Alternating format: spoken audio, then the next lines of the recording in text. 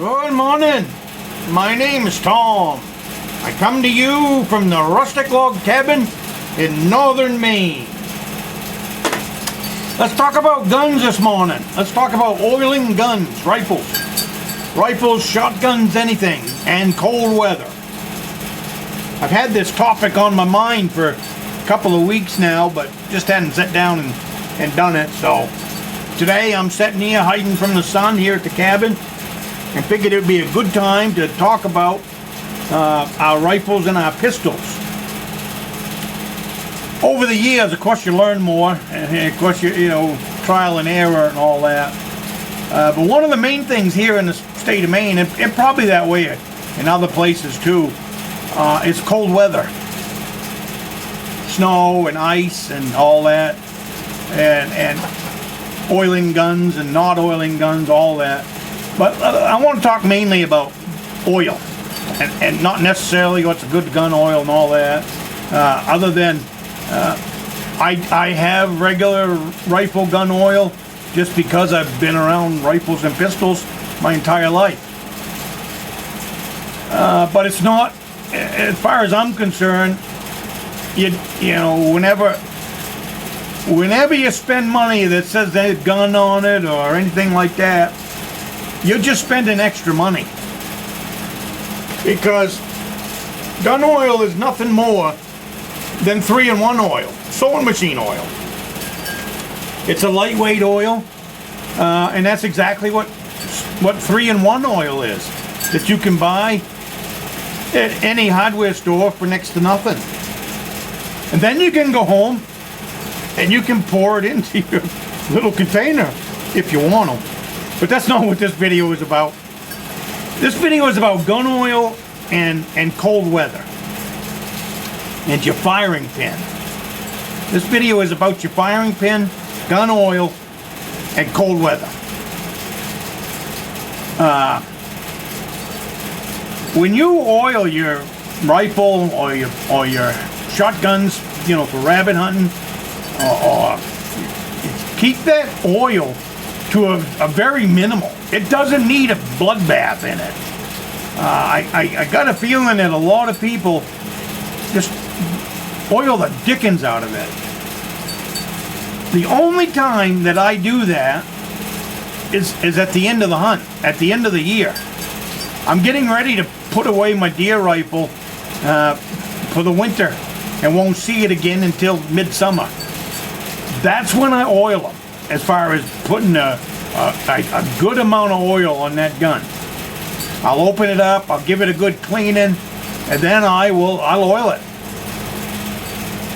The only thing I don't do is put a lot of oil around the firing pin. That's important. A lot of people don't give that firing pin any thought at all. And if you live and hunt in a mild state, probably no big deal.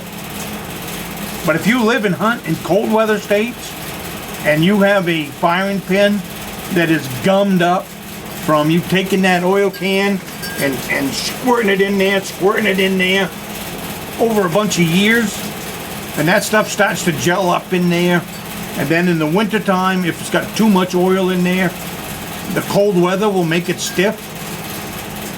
And you might not know that, because you wouldn't know it unless you try to shoot your rifle or you try to shoot your shotgun. You wouldn't know that there's a firing pin problem until it's too late. You know, it's December. I mean, yeah, especially December up here. We have muzzle loading season, but it's deer season. It's a cold, frosty morning, and you got yourself a buck that just stepped out in front of your tree stand, and you pull up, you squeeze the trigger, and nothing happens. Nothing happens at all. Other than you watch that buck scamper off into the brush, and you never got a shot at it. And you had a broadside shot. That deer was all yours. The problem is, it's a self-inflicted problem. And it's from oil in and around that firing pin. Cold morning, oil stiff. And there wasn't enough power in your spring to make it fire. A couple things you can do there. One is don't oil the death out of that firing pin. And same thing with your semi-automatics, all that. Don't oil the death out of them things. They only need a light covering. Get everything out, get it cleaned up. You know, clean everything off. And then give it a light covering of oil. Light, that's all it needs. It's just a friction, break a fixed friction. A light covering will keep it from rusting. It'll keep all that.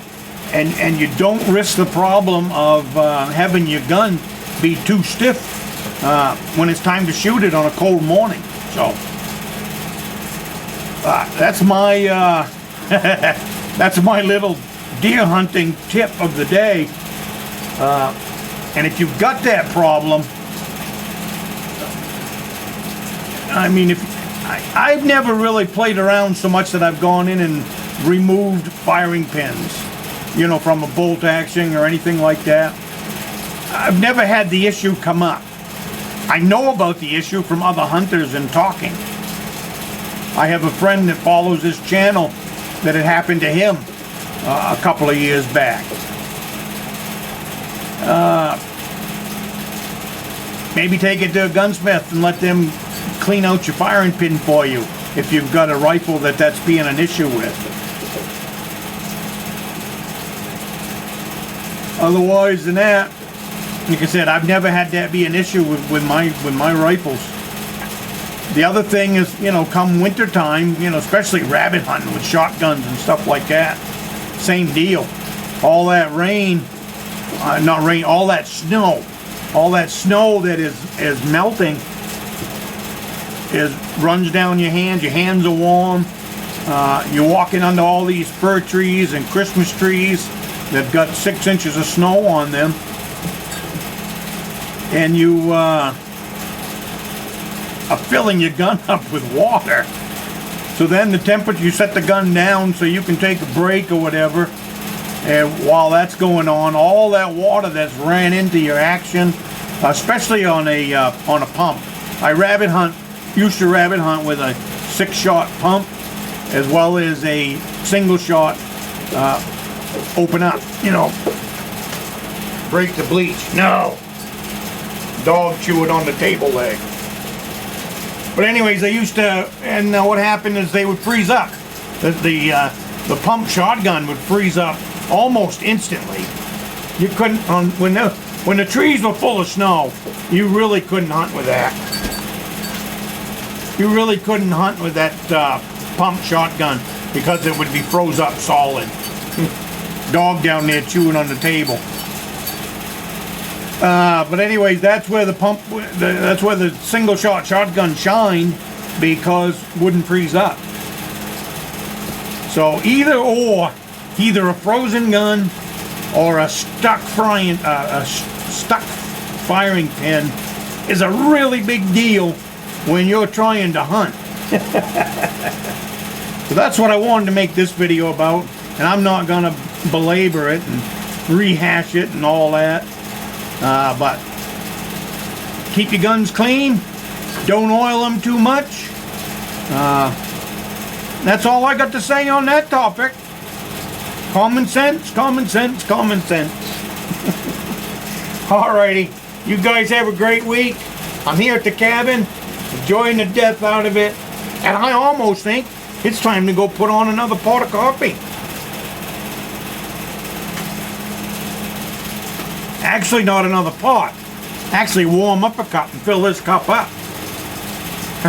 And watch the temperature outside go down. It's almost 2 o'clock now. So the temperature around here should start to drop. Alrighty, you guys have a great week. And I will see you next week.